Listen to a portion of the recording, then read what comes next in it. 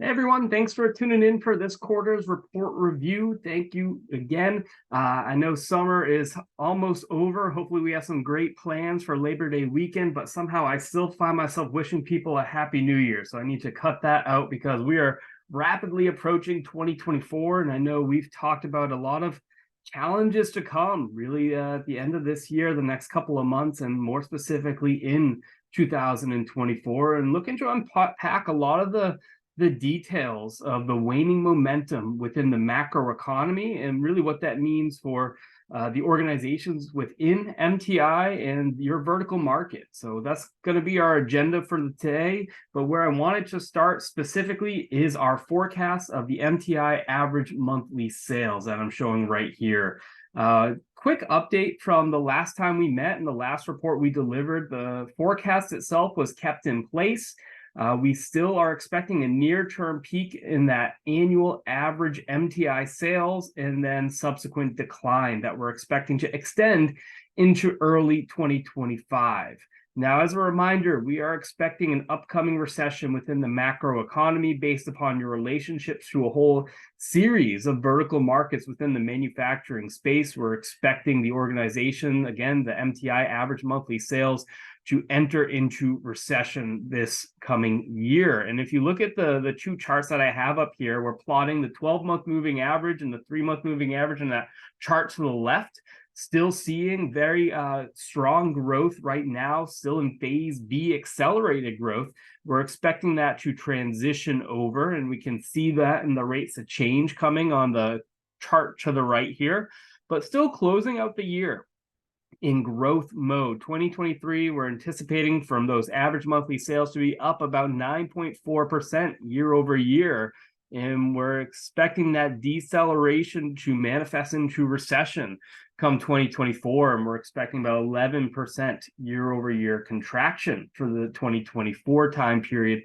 Make sure you're prepared, you have your plans in place to weather some of the negativity that we are seeing within the macro economy. And really, where we are right now, there's a good amount of what I'll say is econ talk. There's a lot of conflicting data points where we say, oh, well, on one hand, there's this positive information. On the other hand, there's this negative information. And boy, do people not love when economists do that. But right now, that is such a theme where we are recognizing that there's some tentative green shoots going on within the leading indicators.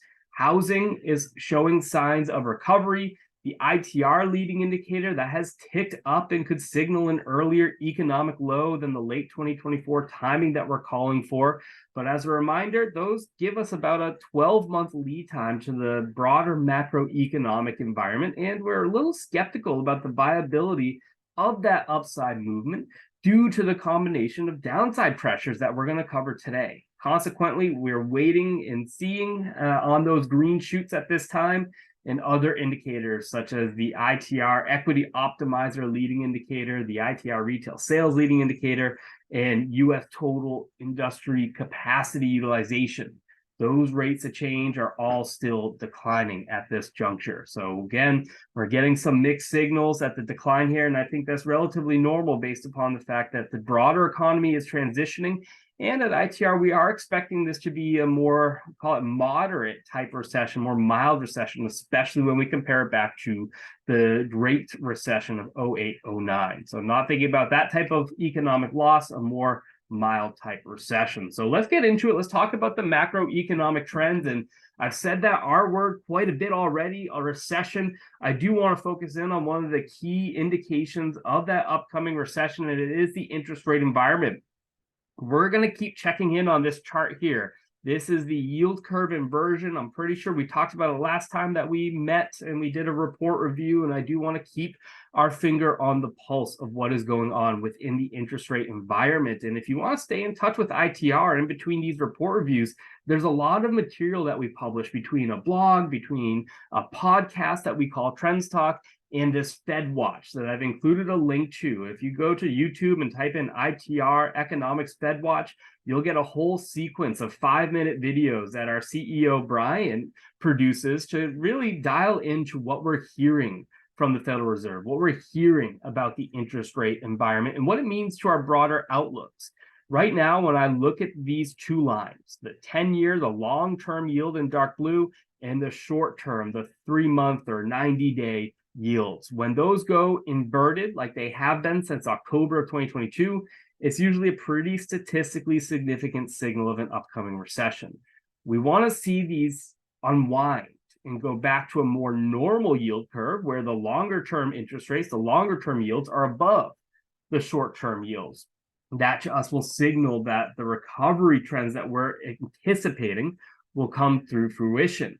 And that's going to be key. That recovery that we're anticipating for the macroeconomy in 2025 is at risk right now. And we haven't revised our forecast, but we do want to make sure that we are emphasizing some of the risk factors that we see, especially when we dig into some of the comments being made from the Federal Reserve. Back in July, they raised the federal funds target rate to a 22-year high.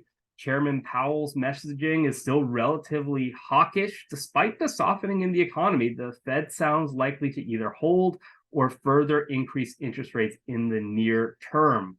Switching to lowering rates does not appear to be on the table at this time, and that could potentially delay in unwinding the yield curve, which could potentially delay in the recovery that we're expecting in 2025. So I want to get in front of that, make sure that we are emphasizing those risk factors and making sure that folks, as you get into your planning for 2024 and more into 2025, that you're keeping that in mind and have maybe some potential backups in place in case we do need to revise our macroeconomic expectations. Again, that stickiness within the interest rates could have some challenges afoot for 2025.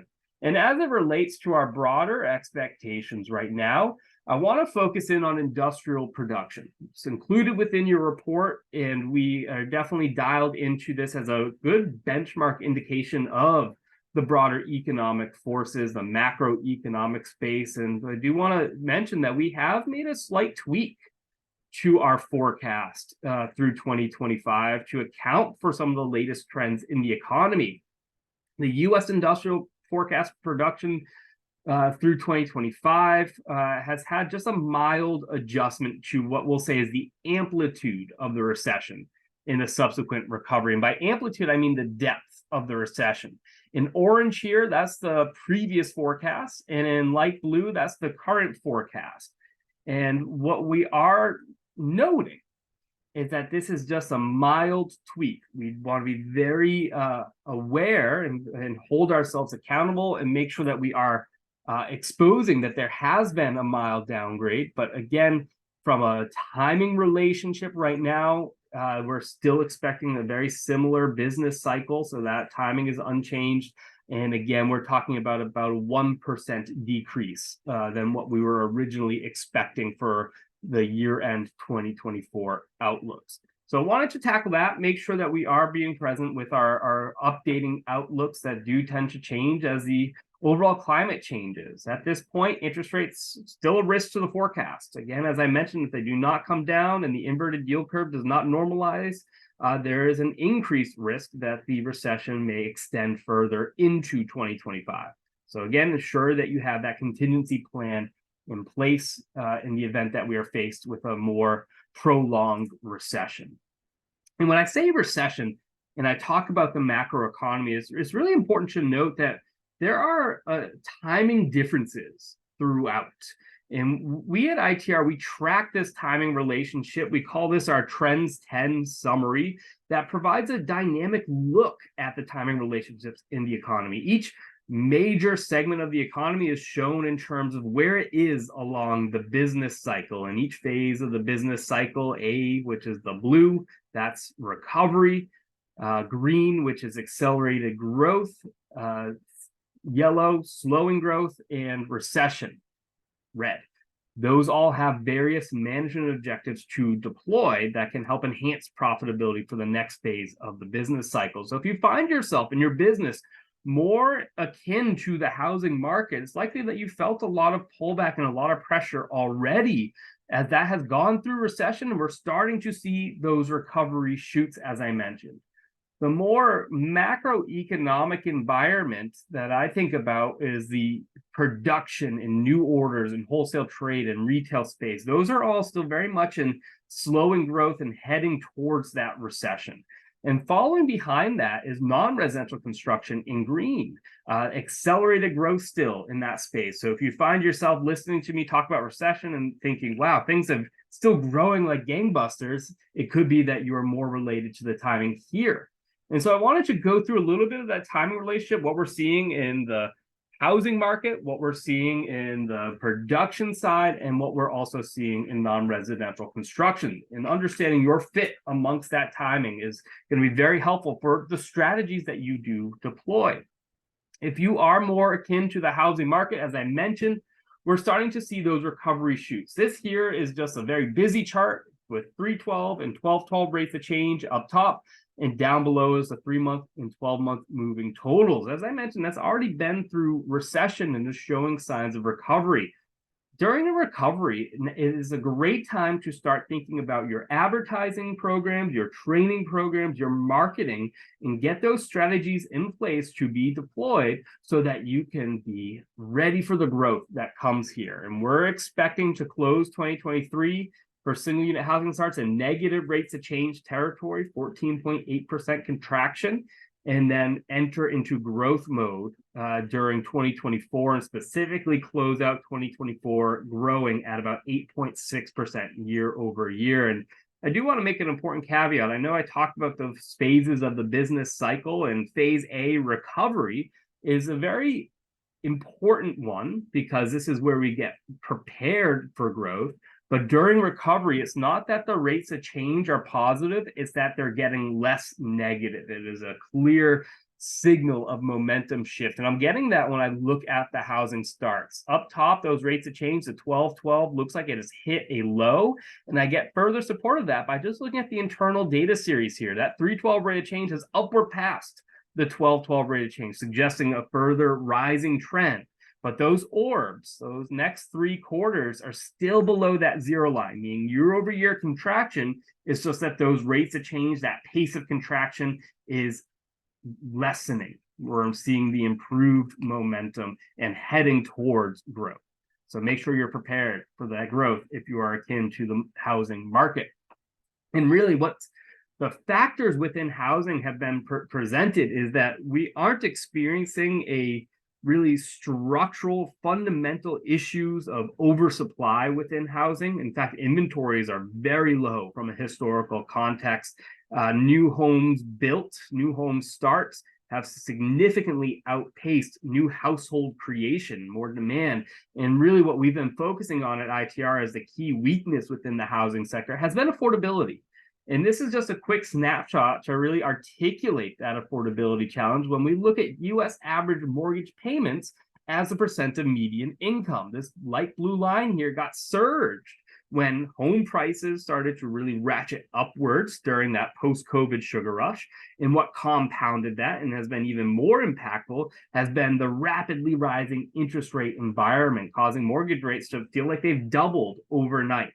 And that's created a lot of pressure within that space. It caused a very quick pullback, and we can see that the overall mortgage payments as a percent of median income are starting to normalize. We're seeing a pullback there as incomes are continuing to rise, and in conjunction with that, we're seeing that mortgage rates are starting to flatten out, as are home prices. And it is really important to note that home prices will vary by market.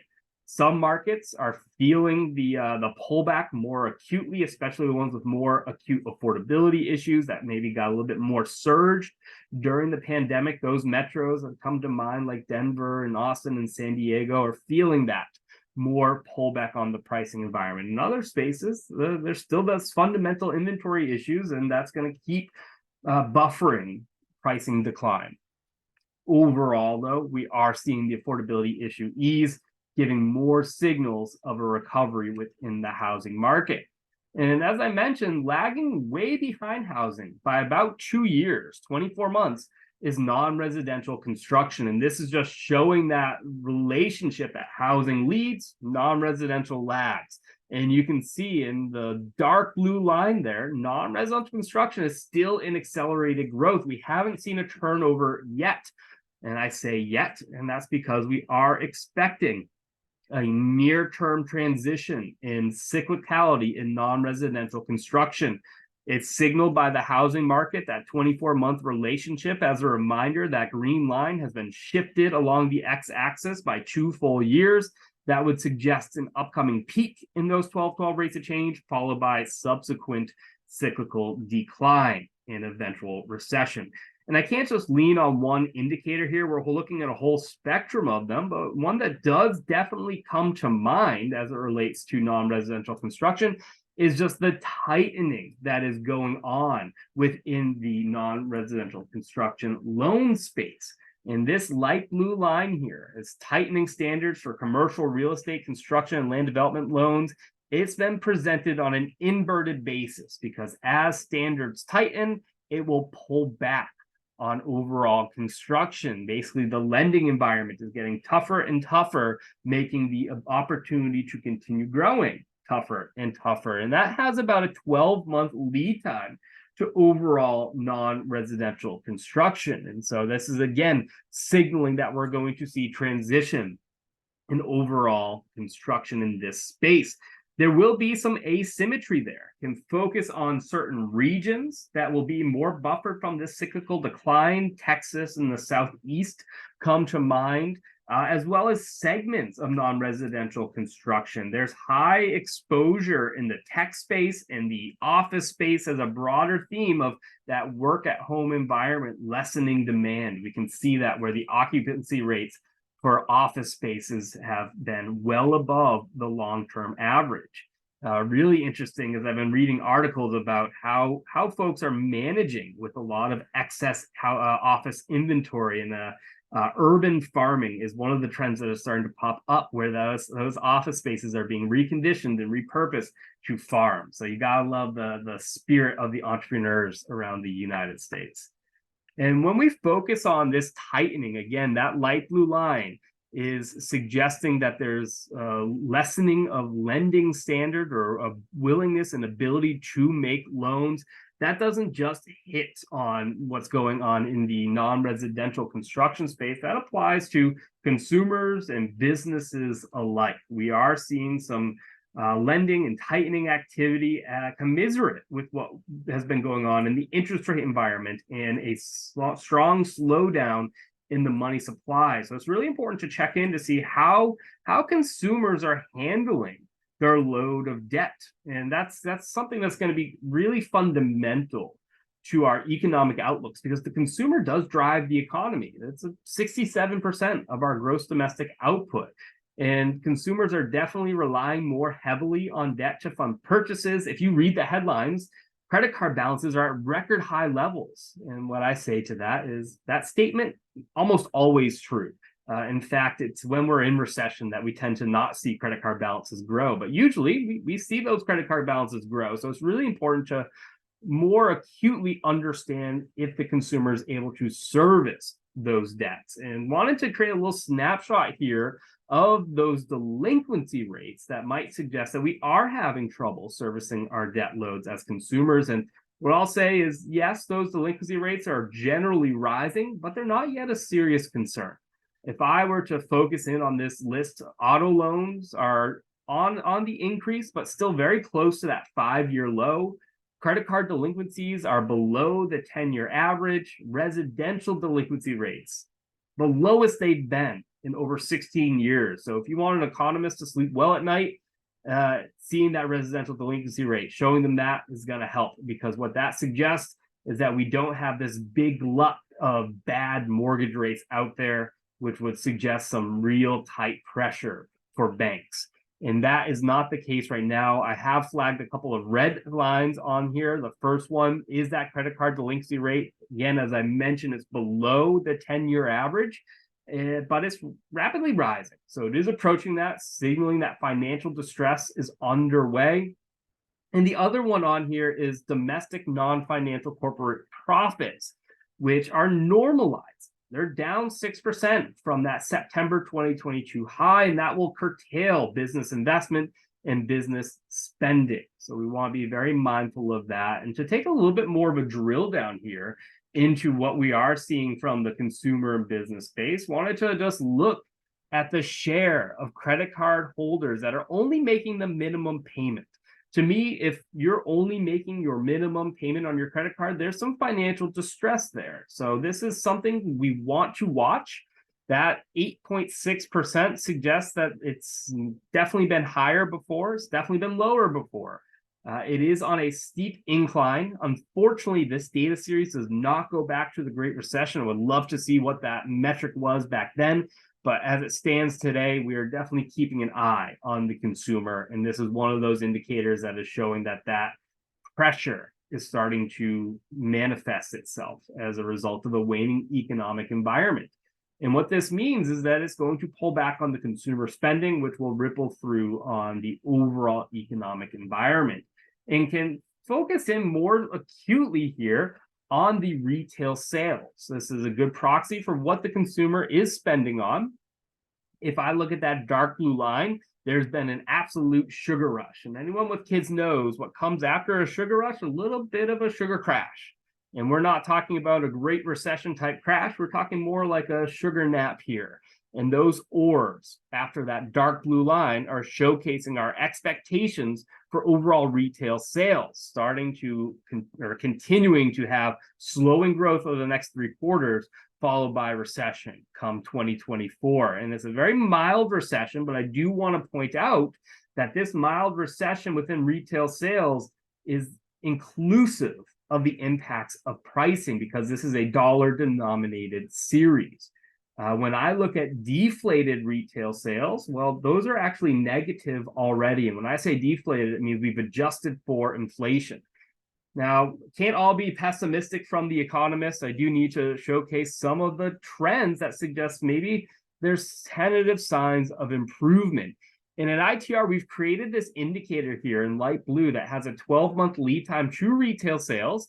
And what it's comparing, or what it's averaging, is the overall US personal saving balance index that we've created at ITR to capture the amount of savings consumers still have. And we leverage that against the US leading credit index. And when we compare those two rates of change on an average basis, we can see that while there's been some normalization going on in both of those, between the tightening of credit standards and the pullback within our savings rate and overall savings balance, because they got a bit oversurged from the stimulus checks, we're seeing troughing in recovery. And when I say troughing, it's hitting a minimum and starting to enter into phase A, recovery, in that indicator there. And so mindful that there are some green shoots out there that could signal some maybe nearer term recovery than what we're expecting right now, but we don't want to give a lot of credence to that until we get a broader view, that symphony of leading indicators. And as I mentioned, it's really important when I look at this data series, that total retail sales, to distinguish the impacts of pricing. And this is important to do from a macroeconomic view, but also within your own data series. It's important to make sure you know your volumetric growth, or have a sense of that volumetric growth, because that's going to be key to planning your capacity. So we can't do that unless we talk about pricing and what we are seeing in the pricing environment. And this is just a quick snapshot at very high level prices. The consumer price index 112 rate of change compared to the producer price index 112 rate of change. And we're seeing those consumer prices in disinflation, meaning that the pace of inflation is slowing down, but we're still seeing year-over-year increases in that consumer price. And producer price index has been in deflation on a 112 rate of change basis, signaling that prices are starting to come down a little bit. And our broader expectations is that the consumer price index will generally have a disinflationary trend between now and the end of 2024, whereas the producer price index will have a little bit of deflation built into it. And what's buffering the overall, or the underpinning the overall impacts here, are things like monetary policy pulling back on the pricing environment. We've seen some reductions in fiscal policy, government spending, and we've seen the commodity markets, the commodity prices pull back from their peaks come 2022. And I can just take a quick look at the scatter shot of various commodities here between steel, scrap, copper, plastics, and crude oil. Those are all in negative rates of change territory. I am seeing some signs of recovery, especially when I look at copper. A piece of that we can't think about unless we talk about China, who reopened at the beginning of this year from their zero COVID policy, and that's placed some temporary surges on commodity prices, but the broader theme has been decline. So if you're thinking about your inventory levels throughout the industry, there's a bit of a glut out there, and there's going to be some rebalancing that needs to occur over the next couple of quarters to help get your inventory loads a bit more manageable. When you forecast out into the future your inventory demands, keep in mind that at ITR, when we consider the pricing environment, there's going to be a pretty good buy low opportunity come mid to late 2024 to take advantage of, whether it's locking in contracts or stocking up on your inventory to have a good opportunity to use inflation to your advantage. So again, keep that in mind. We'll continue to check in on that environment. What's countering all those downward pressures on pricing are things like shelter costs and, more explicitly, wages. In the wage environment, commensurate with what's been going on within the labor market, that tightness has placed a lot of upward pressure on full-time wage growth. We're starting to see that wage growth on a year-over-year basis finally cool off from very high levels of year-over-year increases, 6 to 7%, it's finally down to 5.6%.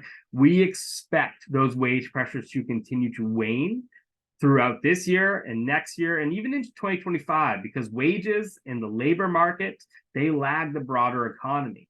And so if you're factoring in your own wage increases into your budgeting for next year, just keep in mind that the significant increases, that 6, 7, 8% increases, feel like they're a little bit behind us right now. Going forward, however, the labor market is going to continue to remain a problem and a challenge. It's going to remain tight. We'll expect a little bit of pullback again in the overall private sector employment levels come late 2024 and early 2025. But the broader theme for this decade is that we have an aging population. We have an overall increase in our labor demanded as a result of a lot of the reshoring trends going on. And so the market forces will remain tight and continue to create upward pressure on wages. So that 3, 4, 5% wage hike may be more in line with the next 5 years of wage planning relative to the 1 to maybe 3% of the early 2010s. So factor that into your planning. Also recognize that there is a bit of a dichotomy here where a lot of folks are expecting to see some reinforcements come from the labor supply side. And when I focus in on the participation rates, we just don't necessarily see it.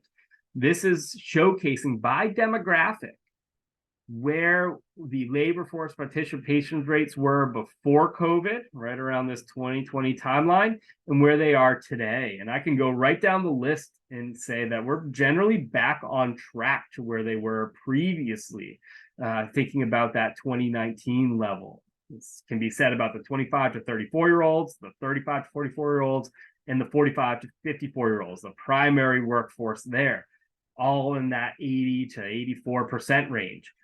Pulling it down to the 55 to 64-year-olds, right back on track around 65%. And I know there's a lot of sentiment out there that the 16 to 24-year-olds, the younger generation, is just not working, whether they're in the basement or at college or whatever, they're not working.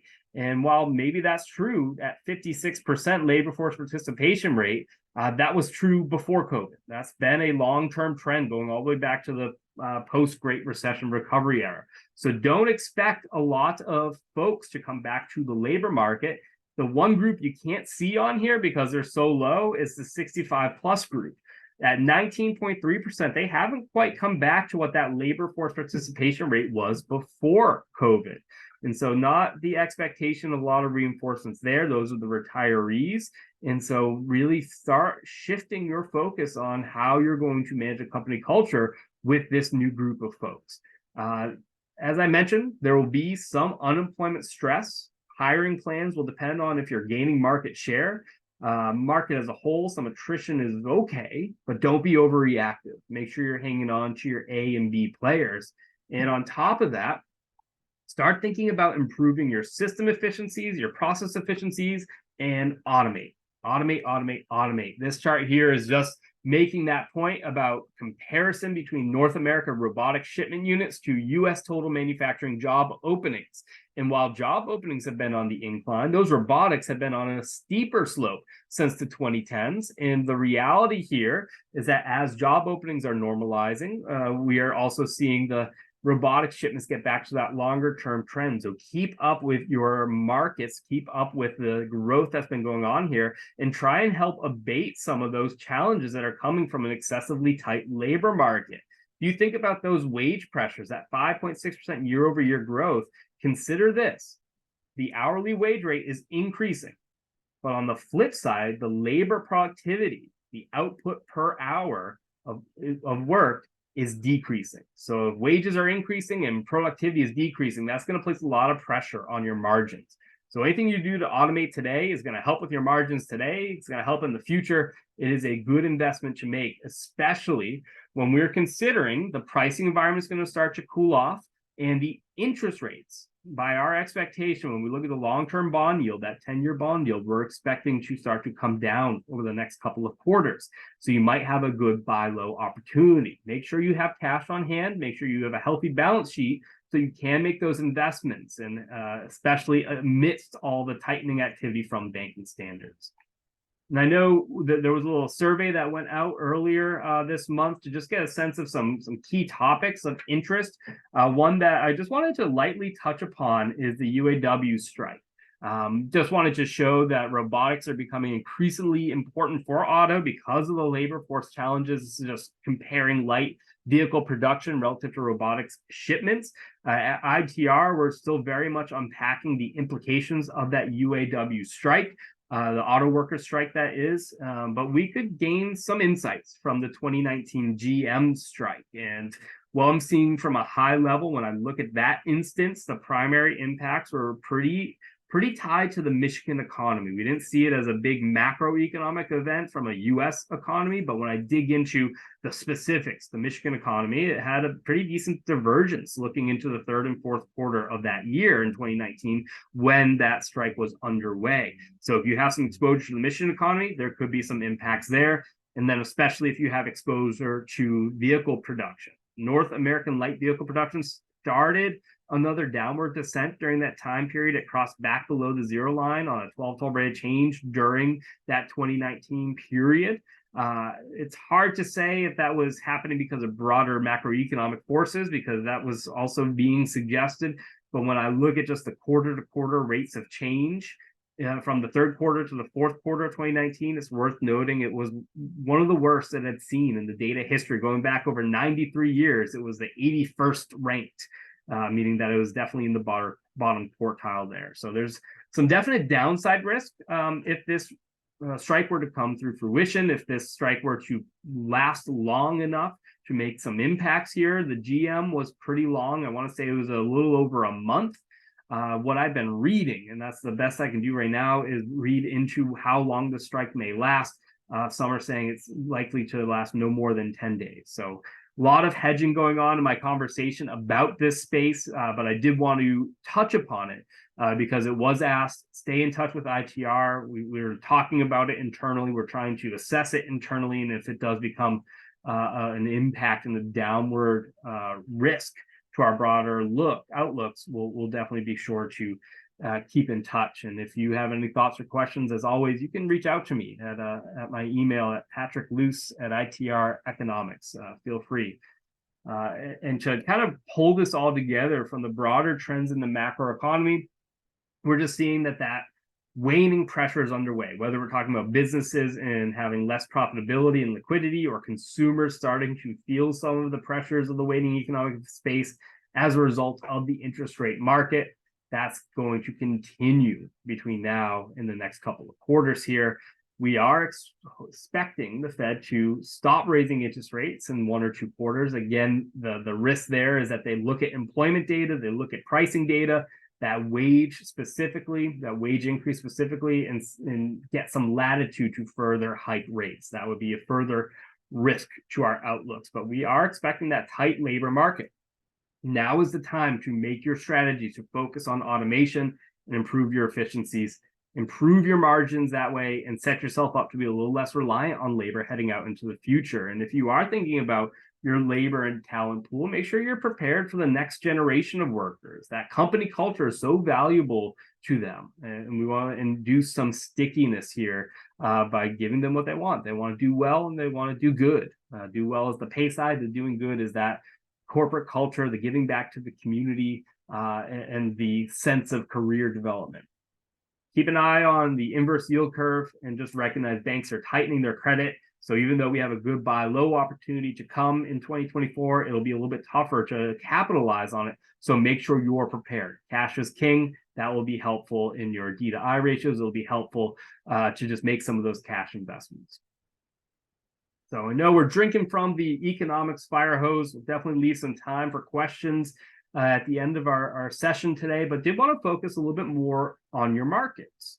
And the vertical markets, again, are not all created equal. While we're talking about recessions, some markets will feel it more acutely, some will feel it more quickly, some will feel it less and be more muted to those impacts. So I just want to go through a quick market by market overview, starting with the construction new orders. We did revise this forecast largely due to the Census Bureau that made a large data revision.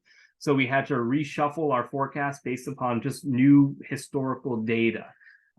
Quarterly U.S. construction machinery new orders posted its sixth best first to second quarter percentage change in the data set's 32-year history. So that's a little bit of a surprising upward momentum given the economic headwinds, including elevated interest rates and contraction in the residential construction, and really the nascent deflation in producer prices.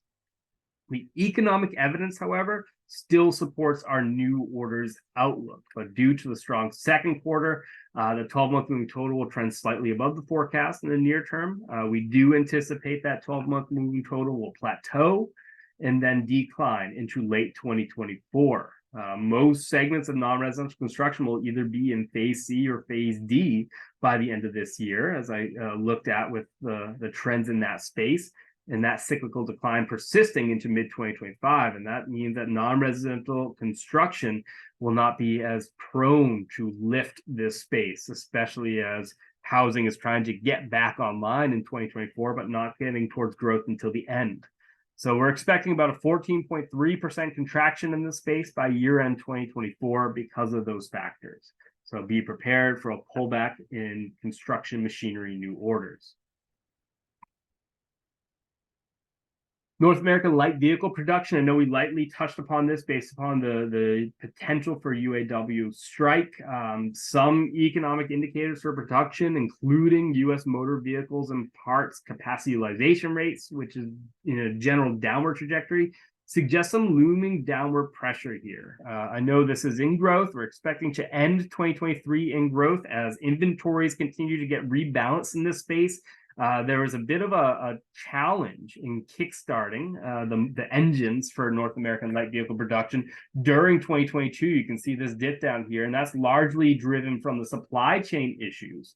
That factor with semiconductors has been largely abated as semiconductor lead times are down and the inventories are higher in semiconductors. So that's given the ability to rebalance inventories in North American light vehicle production and on the lot. With that said, interest rates and auto prices are elevated. Kelley Blue Book reported that the average transaction price of a new vehicle was at almost $50,000 in June. So high rates, high prices, those are likely to dampen demand for production in the coming quarters. So expect that slowing growth to really emerge by the end of this year and then recession in 2024. Staying focused on just some of the automobile segments of the economy, we can look at heavy-duty truck production. Annual U.S. industrial sector activity has generally plateaued, especially when we look at that industrial production figure. We anticipate decline in industrial activity will take hold towards the end of this year. And meanwhile, the Cass Truckload Line Haul Index, which is an indicator of per mile truckload pricing excluding fuel costs, is declining at an unprecedented rate. And these indicators portend decline in production as lower activity, lower truckload pricing will reduce the demand for new trucks.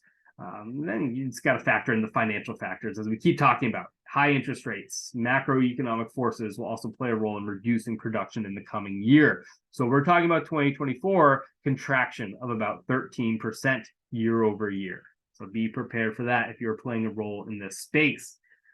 The flip side, while we're kind of tangentially related to the automobile sector, we can look at oil and gas extraction production. And this is a space that was underinvested in really over the past 10 years as the emergence of ESG and environmental social governance financing emerged as a key trend in financing activity.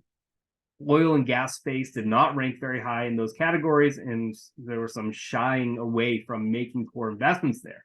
As such, when we look at the utilization rates of oil and gas, they're extremely elevated. In May, the oil and gas extraction utilization rate was 99.6%. So being nearly maxed out is going to cap production within this space. It's not that we're seeing the overall need for more oil and gas extraction go away. It's just that the capacity is not in place to meet that demand in the near term. And then in the longer term, we are talking about the recession pulling down, and it's the forces of supply and demand underway. Overall demand factors are starting to cool off as we keep talking about. That'll place some downward pressure there. The flip side, when I look at the overall oil production throughout the world, OPEC Plus, which includes Russia, so Saudi Arabia, Russia, all the countries in OPEC are announcing oil cuts in production, which will place upward pressure on price, which incentivizes our own extraction production. So just a lot of balances within there. As I mentioned, we're talking about trending generally flat when you look at those 12-month moving averages on the chart to the left, generally flat. Now, thinking about a market that has been showing a little bit of upside has been medical equipment and supplies production. We are expecting that to start to turn over. It's in that slowing growth phase. We do expect recession here. The increase in input and labor costs just over the last year, paired with the rollback of pandemic-era Medicaid enrollment, is likely weighing on the medical sector margins. And when we think about the additional effects there, prior to the 12/12 decline in certain industry stock prices like the healthcare sector spider fund, that reflects investor hesitancy regarding this industry. So constrained hospital finances and investor hesitancy suggest declining production this year. And so we can see that pullback within the medical equipment space, which has traditionally not fit the broader macroeconomic forces overly tightly from a correlation standpoint, but we do expect a minor recession here as well. Civilian aircraft equipment production index. This is one that we actually expect to be in growth by year-end 2024. It is a tough cookie to crack into that market if you're not already in it.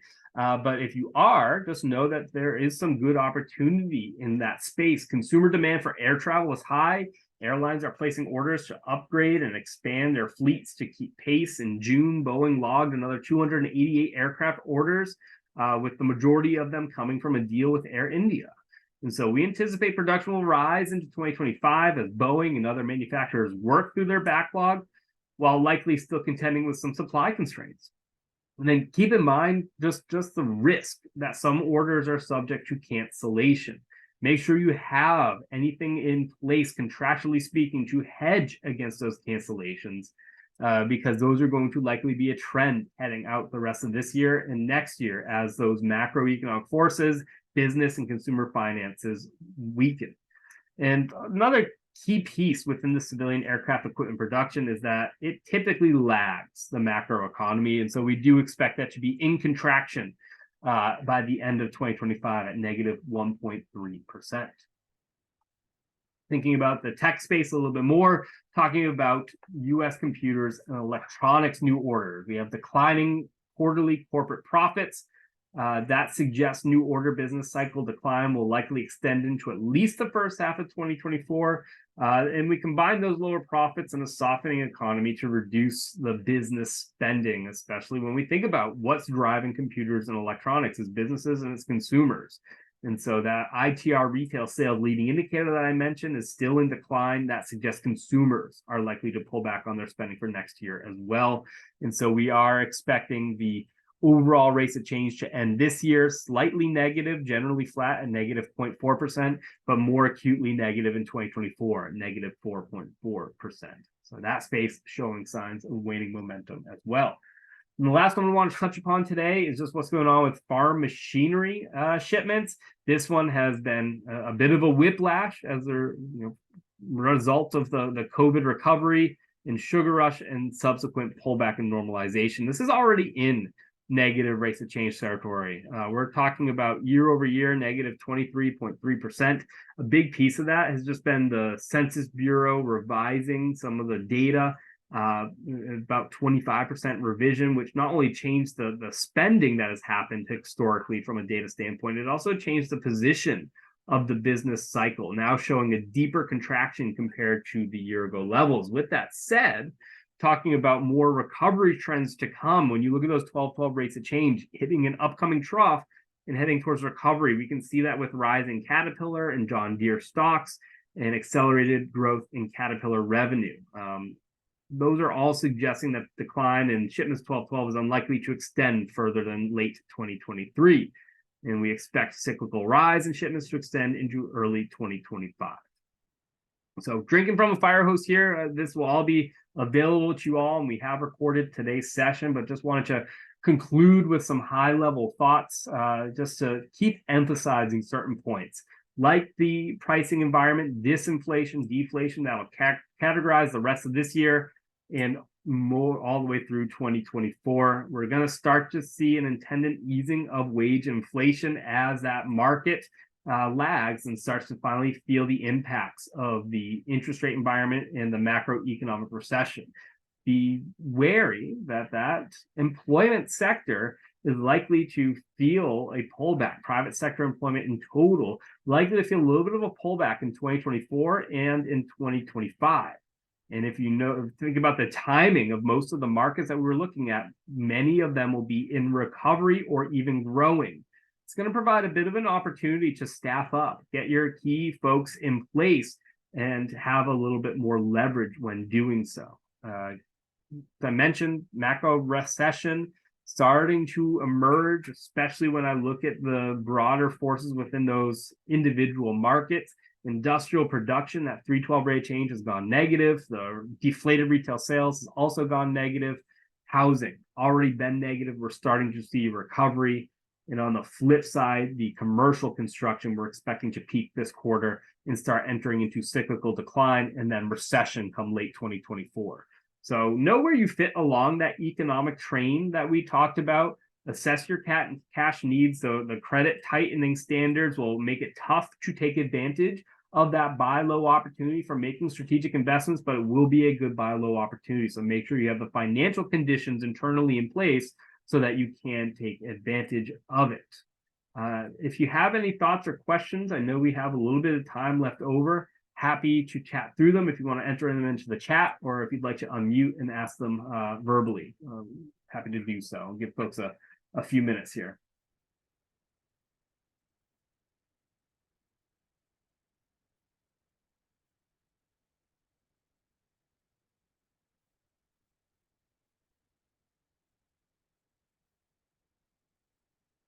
As an economist, I don't mind awkwardness. We are just awkward people inherently, so awkward silences do not bother me. You'll give folks a little more time here before we wrap up for today.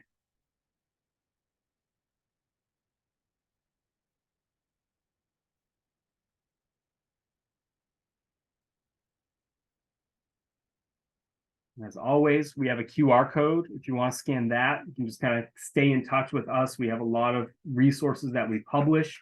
If you want to touch base with me specifically, my email address is patrickluce@itreconomics.com. Happy to discuss anything on the back end. But unless anyone has any thoughts or questions, we can wrap up for the day. We'll make sure that we have, I'll provide access to the recording and the slides, and can always unpack things at a later point. Thank you so much for your time. I hope everyone enjoys the rest of their week and has a great Labor Day weekend. Take care, y'all.